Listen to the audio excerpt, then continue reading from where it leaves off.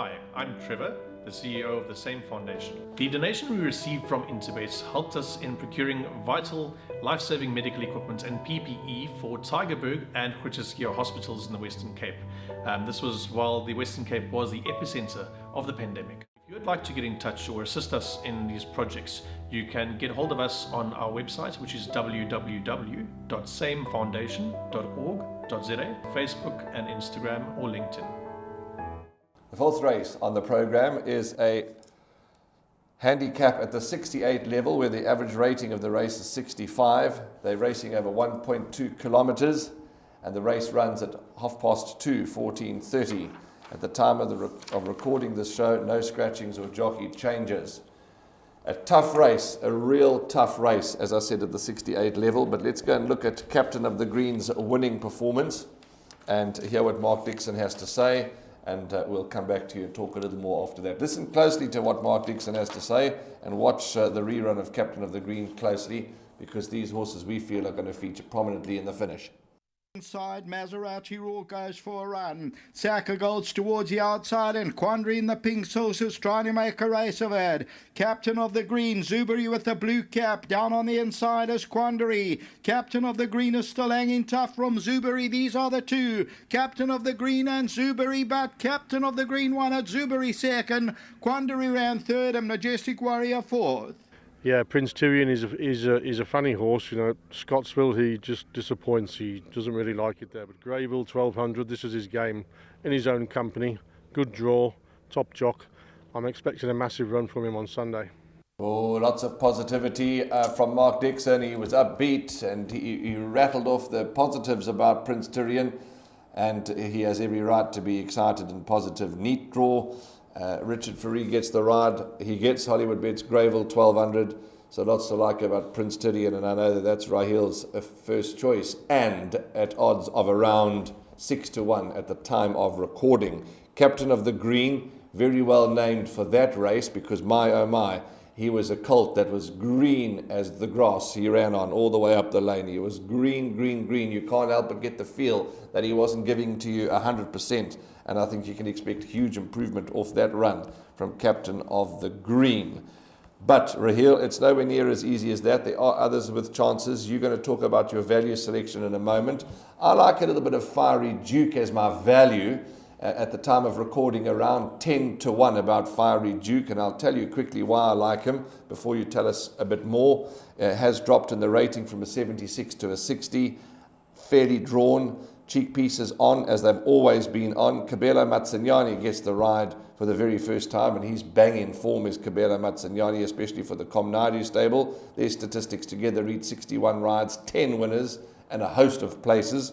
And returning off a rest, change of stables, I think that Fiery Duke could run fresh and could get into them first four. By no means a good thing, but just my value for the quartets here, number 7, Fiery Duke. I think he's going to be a runner here, but not an easy race. Certainly a competitive event, Warren, especially when it's a field of 14 runners plus the 2 reserves, which make it 16.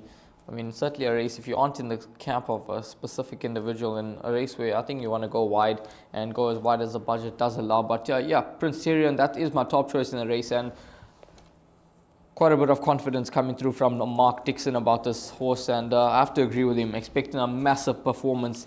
He's pulled a neat draw, Richard Fourie, as you mentioned, and he's come down to the right mark in the ratings. His last winning mark was a 62 over this course and distance in an MR 66 handicap, E-class.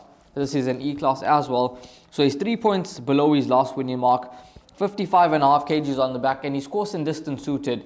I just feel that after his last start behind Double Martini in the GTH meeting, I thought he ran an absolute cracker. He was doing his best work in the finish, and at odds of 33-1, he would look to be a nice place bet, and he did run third.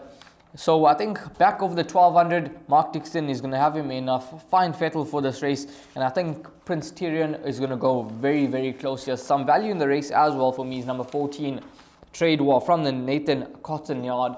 Muzi Yeni takes a ride here. He's a 4-year-old son of Pathwalk, and the rating drop is a positive with this individual because he's come down in the ratings. He's now on a mark of 62 from as high as an 82, so 20 points down.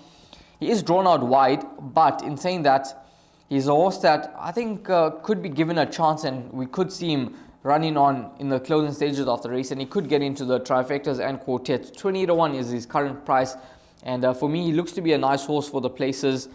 The only negative would be that Hollywoodbets Greyville track, the turn, I'm not quite sure if he's suited to it, because he's had 2 runs here for 2-8 performances. It's been disappointing runs, but I'm just hoping that he manages to get a nice run in transit, and with the rating drop he can be more competitive. And then captain of the green, Warren, so many positives to take from this victory of this individual. He did quite a few things wrong in the race, but he won a nice race, getting the better of Zubri, and he looks to be a horse that could win his fair share of races. The negative for me would be that he does drop in from a wide draw. Yeah, that could be a bit of a negative down to the 1200. But my oh my, he's a colt that you can't help but get excited about. I think he'll be okay, this colt, as you've alluded to. Gareth Van Zyle's got some good runners on the day, and he's also got Attendeer and Nagultwa and Pierre Stradum riding for him. So going to be a lovely day's racing. But a tough race. It's had its time. It's a 68 handicap. Let's move on and we'll talk about race 5. You've heard what we like in race 4, but a train smash wouldn't be out of the ordinary. My name is Beston. I live in Cape Town. Also, I do delivery. Interbet helped me to realize my dreams. Now I have my own delivery vehicle, and I'm able to do the removal in and around Cape Town.